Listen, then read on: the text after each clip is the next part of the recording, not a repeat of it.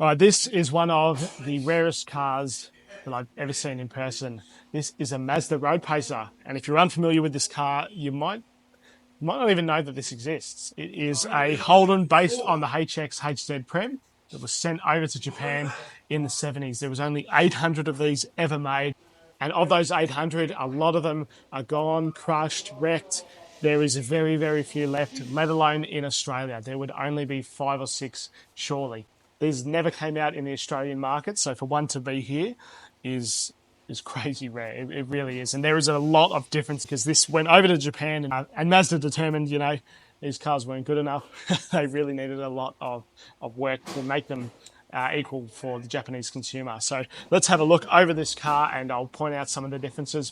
It makes you question, why does this car even exist from a financial point, but it is very, very cool. So one of the biggest differences of this car, obviously besides the engine, which we'll get to later, is the styling. A lot of this is really different than was available on our Australian delivered models. And one of the things that stand out on the front end, obviously the grille, the badge is different, but the biggest thing, which I'm sure you've noticed, is these massive guard-mounted mirrors, very common in Japan, and to comply with all of their rules and regulations, but we never ever had those, and they are electric, which is really, really cool.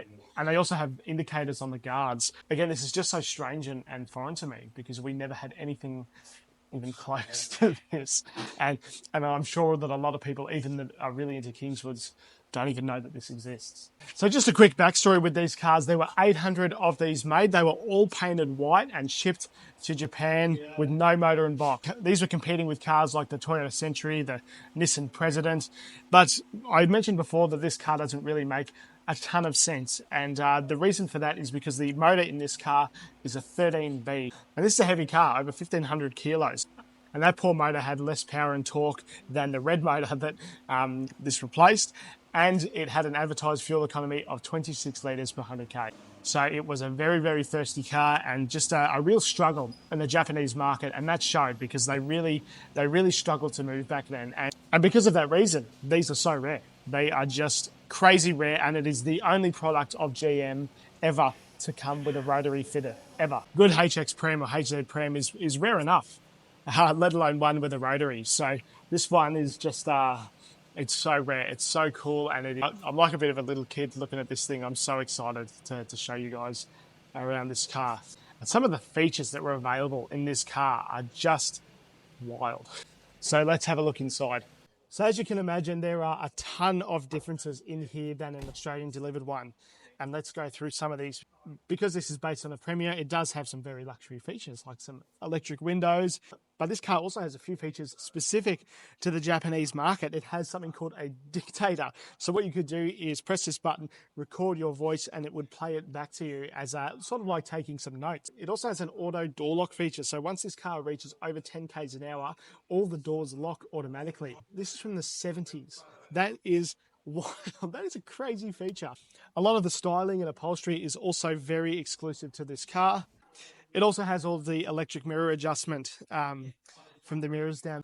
Really just a fascinating view into what the 70s was like. It's so cool.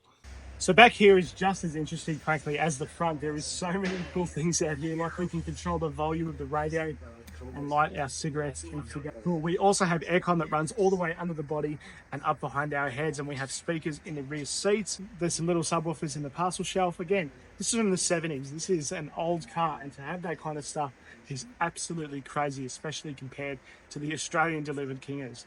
Just absolutely fascinating. Now, I will fully admit that I am not an expert on HX, HZ Premiers or any of these cars. So if you are seeing things in this car that I'm missing, please comment. Please let me know, because there will be things in here that I missed that are exclusive to the Japanese model. But I'm really trying to get everything. But these are so different that I will be missing some stuff. So here is the main event, the Rotary, the 13B. What makes this car special? Now, you might be thinking, why did this go in here rather than the straight 6 or the 253 or the 308 or any of the other Holden motors? Well, that's a really good question, because this makes 99 kilowatts.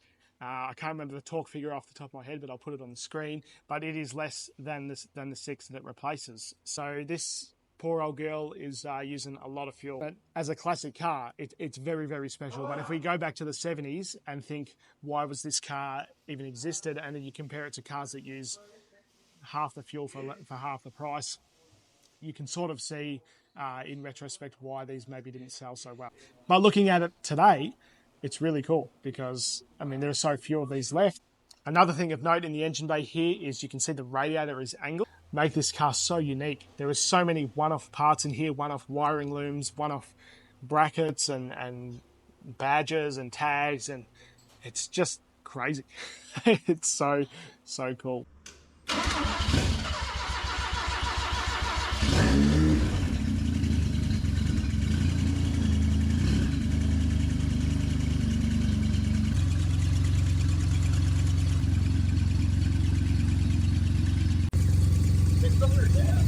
No.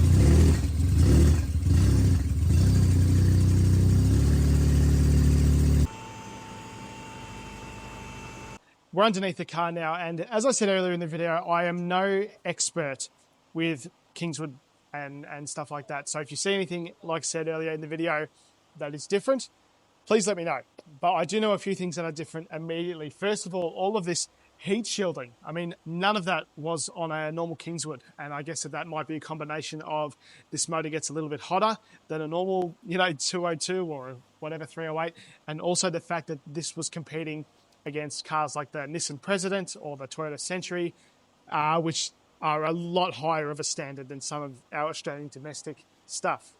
Also, the tail shaft in this car is not one piece. It does have a center bearing, which is pretty cool. I can't show you that.